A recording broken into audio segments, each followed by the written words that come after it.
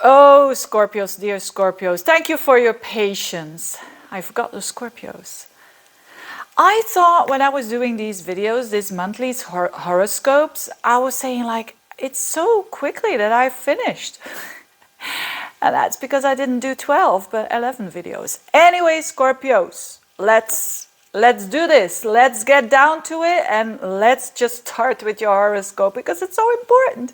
What July is going to bring for you, July. And mind you, if I look a little bit pale here and there, I was just already ready for having put sunscreen on my face, factor 50, I kid you not, and to go into, have a little bit of a tan. But anyways, first and foremost, the Scorpios, what's going on with you during the month of July of 2022? Well, actually a lot.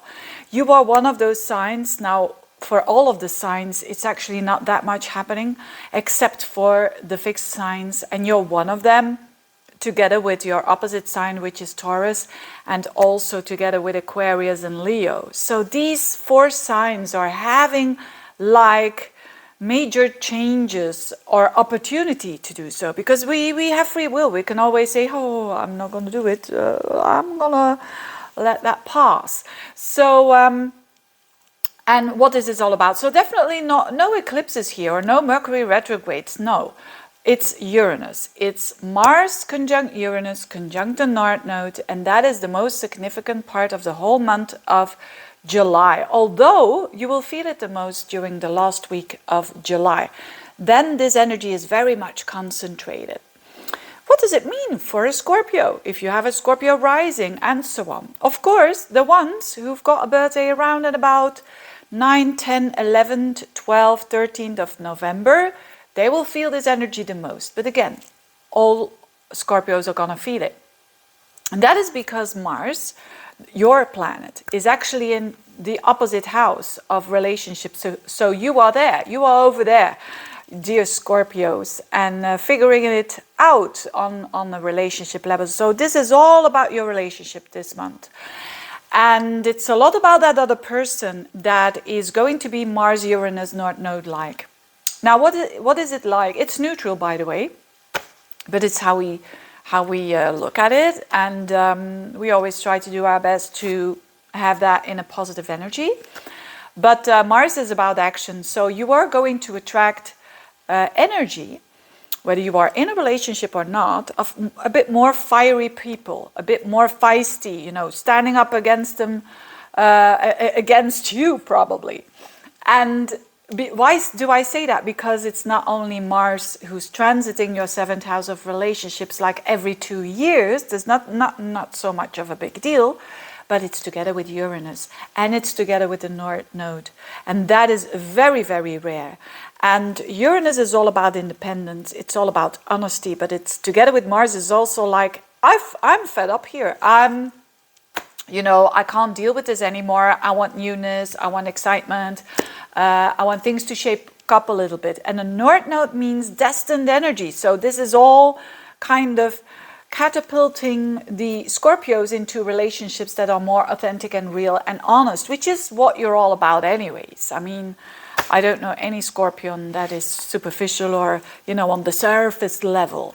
Not at all. So these energies could go both ways, although there's more a chance of attracting a person who's acting out probably a little bit more towards, nervous energy and energy of excited is at its best, and but definitely a bit unusual. And you Scorpios kind of not like that, because Scorpio is a fixed sign and want things to know in advance and so on. But this is only going to happen in a negative way when you and this person haven't been authentic towards each other. So if you have been hiding things from each other, or if that other person has been suppressing their energy, their Taurian energy, that is a bit the feeling that you are going to get like, what the hell? Where does this come from? It's because it has been suppressed. And you know all about suppression, dear Scorpios. You know that that is not a healthy thing at all. So embrace it, that at least this person is trying to be honest with you. And but it's certainly not the easiest energy. Now, if you say, hey, Veerle, I'm quite open in my relationships. Actually, I try to be as authentic as I can. Then you don't have to worry at all. Then it can be very exciting, and that a person, if you are single or your loved one, is doing something extraordinary, and it gives you a sense of excitement. It's like, look, let's sell the house and go towards the other part of the world and have a living there. You know, it doesn't have to be that drastic, but something like that. Or certainly the person that you love can act a bit out of the blue and out of their comfort system and your comfort system for sure, but it doesn't always have to be unpleasant at all. So when these people, you know, these people, I mean other people, the seventh house, it can also be a business partner. It can also be someone who's very important for you, who is coaching you in some sort of way, or who you are consulting. They could act a little bit weird at the moment. So you are forewarned. Forearmed is forewarned, or what is that expression? It's definitely the truth here. So it's more that other people are going to project that towards you. But of course, the seventh house is a mirror. It's a reflection of how you feel, or how you have suppressed probably your own emotions, and that you see it now happening right in front of you. So, but if you want to use this energy at the most possible way, this could also mean like this other person, whatever they are offering you, try to see it in the most positive, excitement way, especially when it's not really your cup of tea, because it can bring you towards newness and towards your future with the North Node there. On a very positive level, this is not nice. It's certainly not just, oh, easy peasy, but it's, this can be a very, if you are like, for instance, single and you want to have a date, this can be around the last week of July. It can be really, really exciting and very much, you could say, rushing into new energy of a new relationship, and it's all like you don't know what's happening. And it kind of excites you. If you're open for that, you can definitely attract that into your life.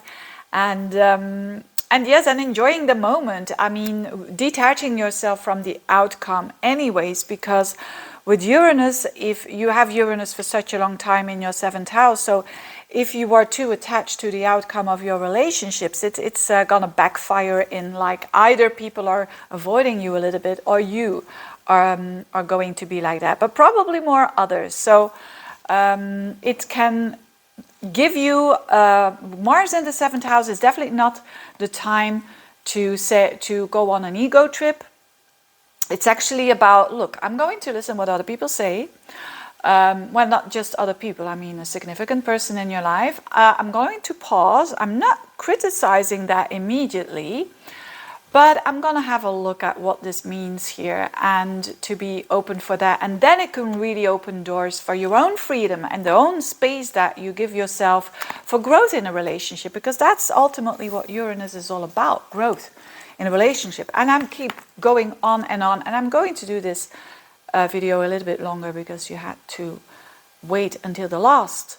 But so that was already, you see how much is going on just by this Mars, Uranus and North Node aspect in the seventh house. And try to do your best, right? And God does the rest. I mean, these energies are energies. They're definitely not written in stone. It's just an energy, and you decide how you're gonna deal with this. If you find it rather exciting, or discomfortable and not comfortable at all and rejecting it. Venus is in the 8th house. So another scorpionic kind of energy of Venus here in the sign, in your house. The 8th house is your house, the Scorpio house, and Venus is in there. You like that. You definitely like that. It's a bit like having a Venus in Scorpio.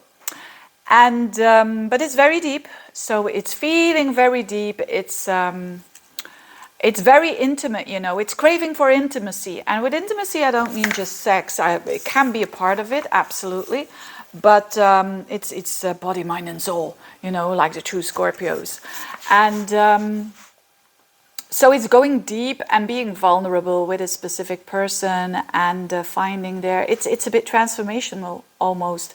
So if you are in a relationship, in a new one or in an older one, there could be like this energy coming in, a bit more erotic, a bit more sensual, and definitely also a little bit more tricky and edgy, in that sense that it is all or nothing. So that is something that Scorpio is a bit like that, you know, it's all or nothing. Are you in or not? And it's definitely not the 50 Shades of Grey. It's definitely not grey at all.